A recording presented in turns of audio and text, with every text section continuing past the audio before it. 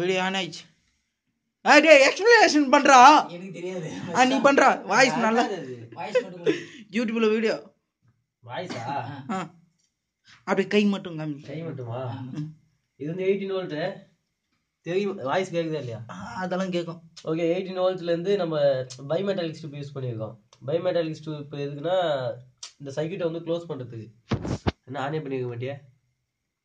ஓகேவா? இப்போ என்னாச்சுன்னா பைமெட்டாலிக் ஸ்ட்ரிப்லேருந்து அவுட்புட் வந்தோன்னா 12 வோல்ட் ரிலே கொடுத்து ரிலே வந்து ரிலேவோட அவுட்புட் வந்து 230 வோல்ட் கொடுத்துருக்கேன். ரிலேவோட அவுட்புட் வந்து 230 வந்தோடனே இப்போ எப்போ வந்து பைமெட்டாலிக் ஸ்ட்ரிப் ஆன் ஆகுதோ அப்போ வந்து ரிலே ஆன் ஆகி பஸ்ஸரையும் ஃபேனும்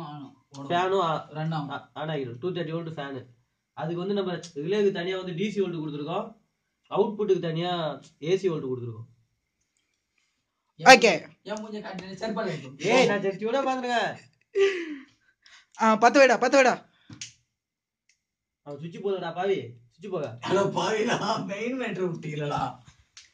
டேய் கை அதுல போச்சுன்னா அவனை சாக்கடிக்கும். கை என்ன இந்த மாதிரி வந்து சவுண்ட் கேக்குதுங்களா?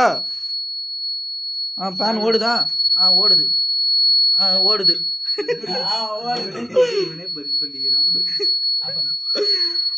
இதெல்லாம் யார் கண்டுபிடிச்சதுன்னா கோவிந்தராஜ், திலீப் பாபு, அசிஸ்டன்ட் கேபி கருப்பு. ஓகே, இது எதுக்குன்னா ஒரு ஃபயர்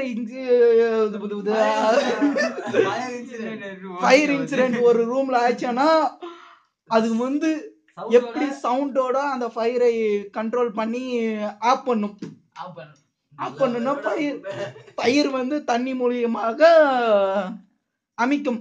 அதுதான் இந்த ப்ராஜெக்ட்.